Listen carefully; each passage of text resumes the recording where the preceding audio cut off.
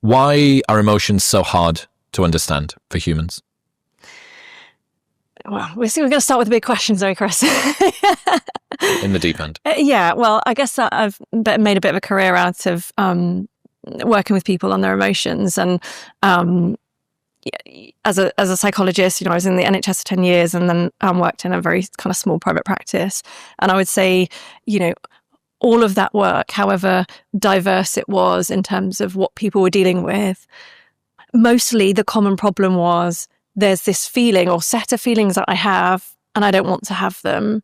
And there's these other feelings that I would like to have more of the time, but I'm not sure how to access them. And nobody has this sort of manual for how to manage emotions and how to understand them. And we don't even really have a great vocabulary for them. We're quite limited in, you think about the diversity of the different sort of minute feelings that you can have throughout the day that apply to different situations. They're all slightly different. If you say, I feel joy 1 minute, joy in a certain scenario might feel quite different to joy in a different scenario. The qualitative differences are there and you can feel that, but we don't necessarily have the words to express it.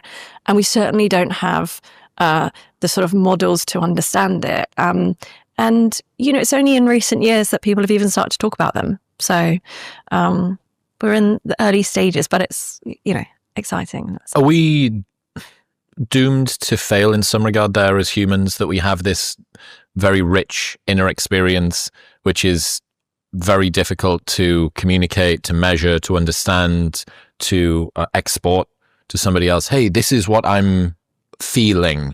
And then you have just this limited language, which is constrained not only by the words but even by the language. German has a ton of words that we don't have in other languages that almost unlocks your ability to understand emotions in that way. Are we fated to kind of always be scrabbling to try and understand emotions but never fully doing it? No, and I don't think it's necessarily sort of our failure or our limitation that emotions can't be measured and quantified. I think it's a limitation of the method, isn't it? That why do we want to?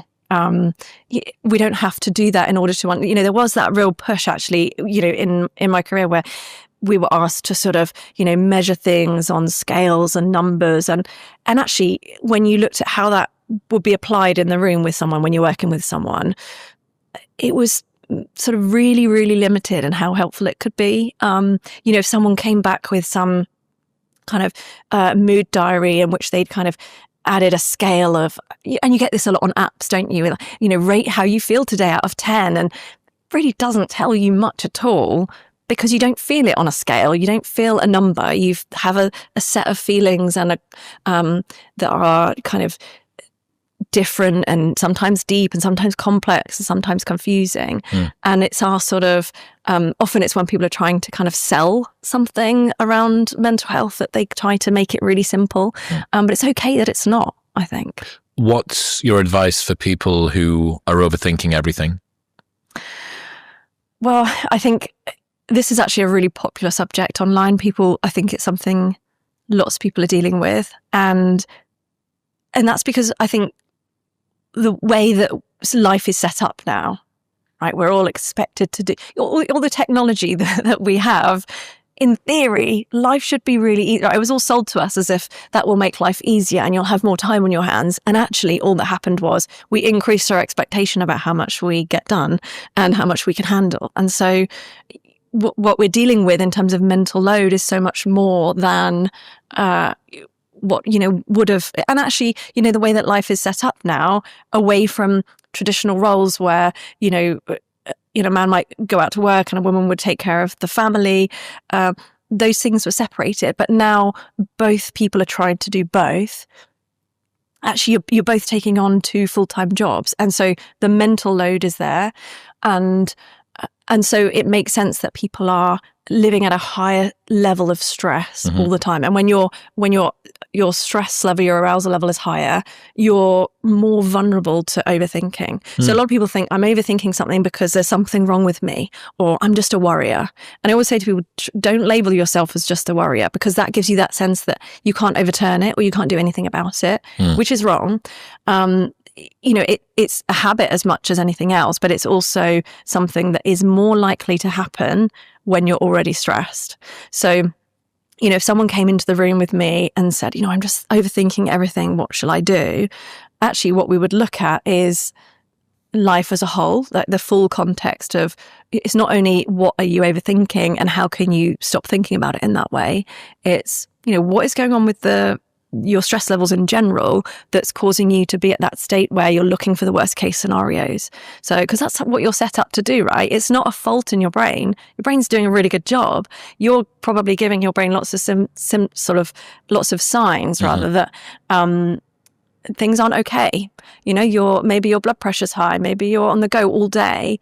And so your brain is getting those signals from in your body and from your surroundings that we're not all, not all is well here, that there's a lot going on. We've got a lot to deal with. Be alert because something could be unpredictable here. We need, so that's your kind of state of readiness.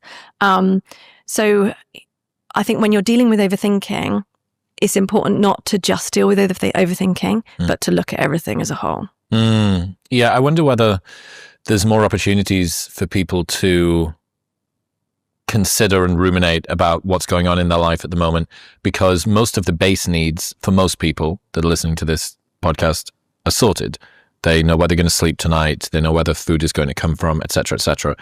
And oddly enough, an existential crisis or, worrying about emotions, thinking about thinking is actually kind of a luxurious position to be in order to be able to get to that stage. I'm aware that for everybody that deals with it, including myself, it doesn't feel luxurious at the time, but it's probably an indication that the base of Maslow's hierarchy of needs is probably being sorted.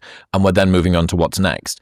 But yeah, the threat detection thing, the fact that there is an infinite number of potential stressors out there and our bias toward looking at those ones as opposed to something a little bit more calming. The calm stuff, that's not salient. I don't need to worry about that, but I'll worry about the thing that I think I need to worry about. Yeah. So what about in the moment, somebody's in that they're trapped in that cycle, that overthinking loop. I imagine this is something that your clients talk to you a lot about.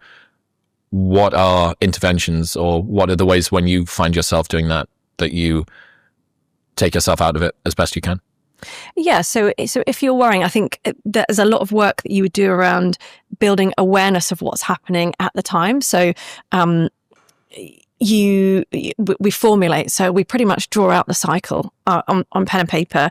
Just we look at the scenario that comes before. So what tends to happen in the lead up to the overthinking, and what's the things that are contributing to that, and then what are the types of thoughts that you're having, and so you build this awareness that they are usually horror story thoughts. It's the worst case scenario that you can possibly come up with, and you play it out in your mind over and over again, and that ramps up your anxiety. And then when you feel those symptoms of anxiety, whatever they are for you, you then become more vigilant, and you sort of look for more things that could go wrong. And so when you do that, when you look at the cycle, even though the minute details will change depending on what's going on for you and what the situation is, the cycle will pretty much always be the same. And so you get this sort of insight into the cycle that you're going round in. And when you do that, in therapy, you do it in hindsight, right? So you go and you look at the week that's just gone by and you say, yeah, this happened and I was really worrying about that.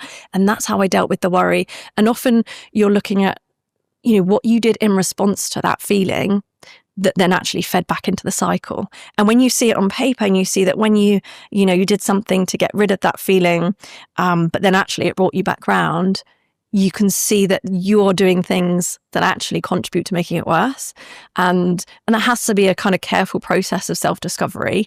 But when you do it, you begin to get this awareness in the moment as it's happening. So you start with it in hindsight, looking back, and then the more familiar you become with it, the more you start to, when you're in it, go, oh, I know where I am. I think that's that thing again that we thought about last time, and now it's happening. Yeah, that's interesting. Using sort of retrospective assessment as a predictive tool. Yeah. You go, hey, this thing happened before. Maybe it'll happen again. That pattern's beginning to come up. Yeah. So for me, when I'm underslept, if I'm underslept, my ability to sort of regulate just falls out of the window. Yeah. So I go, okay, right, I'm tired. Therefore, I need to sort of adjust the sight on my scope to be like, am I actually that bothered about this, or did I just get 4 hours sleep last night? Yeah. Yeah.